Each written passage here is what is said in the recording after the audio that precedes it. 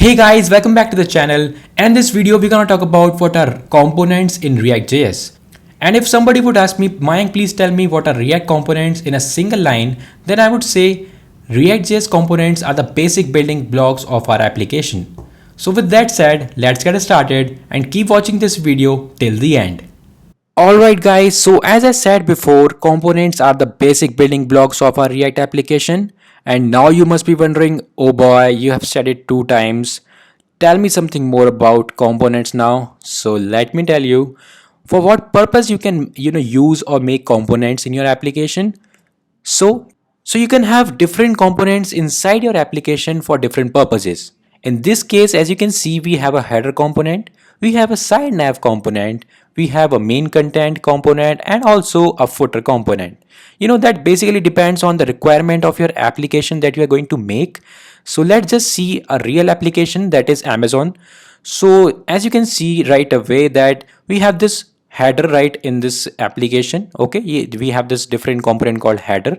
If you are making this kind of application in real, so you can have a header component for it. You can also see that we have this side nav. You can make a different component for that. You can have this main content inside a different component, and also the footer component. You can have multiple components. That only depends on the size and the capabilities or the features of your application. You can have hundreds of thousands of components inside your single application. Just like Facebook, it has so much features that I believe that it has thousands of components inside it. So as I told you, we have these different types of components. Let's say header, side nav, main content, and the footer. But you need to have a single component, the root component, that is going to present all these components right on your screen. So we need to have a root component for that we can use for showing all these components.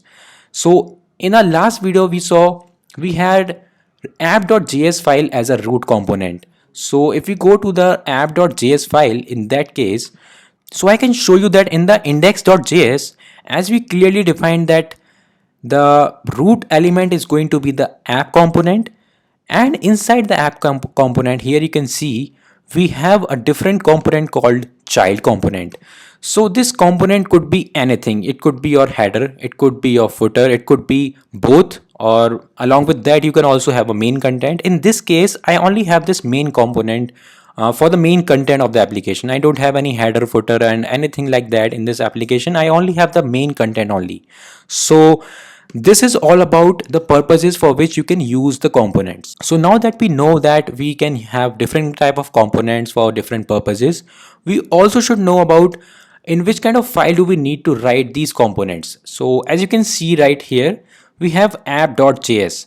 So this .js extension makes it very clear that we have this file as a JavaScript file, and the app component is written inside a JavaScript file.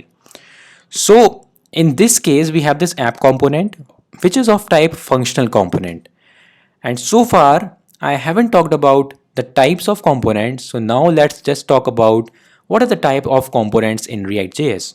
So basically we do have two types of components. A functional component, in this case you can see the app component is a functional component which in return the HTML that we want to display on the screen.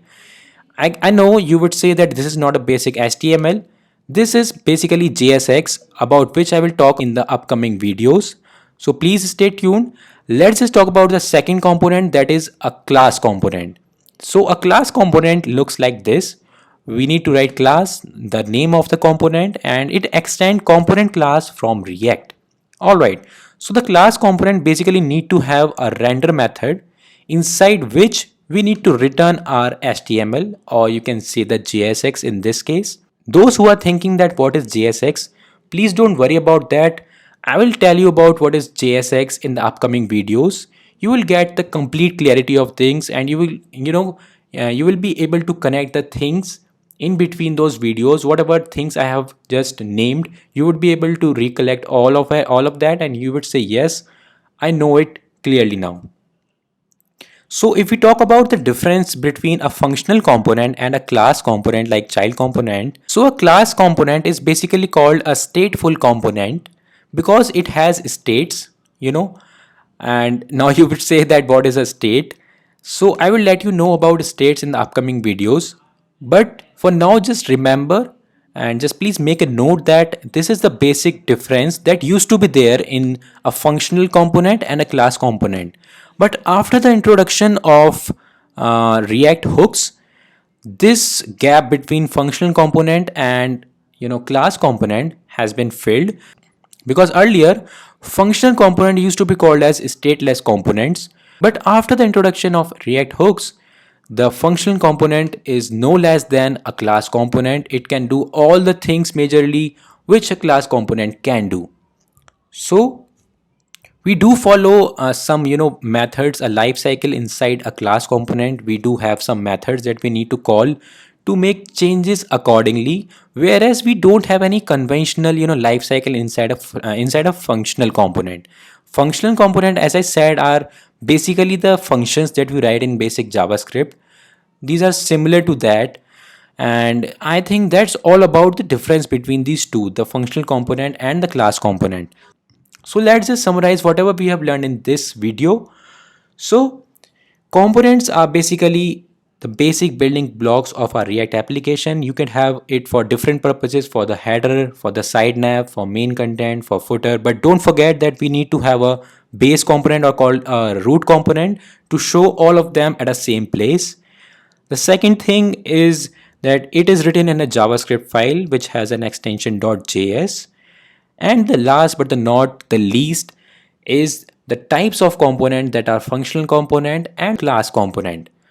Most people preferably used to use class component, but these days, after the introduction of React hooks, functional components are more preferred, I believe. So I would say that please do have a good hold on functional components and React hooks.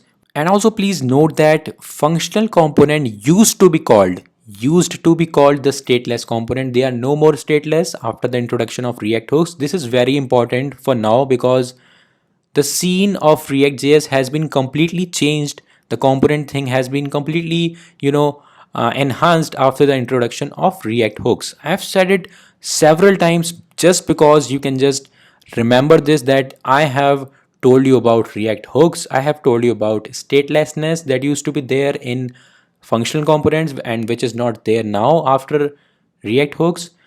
So guys, this is all for the video. If you have any doubt, please write that in the comment section down below and I will surely reply to that. Well, that's all for now. See you in the next one. Bye bye. Jai Hind.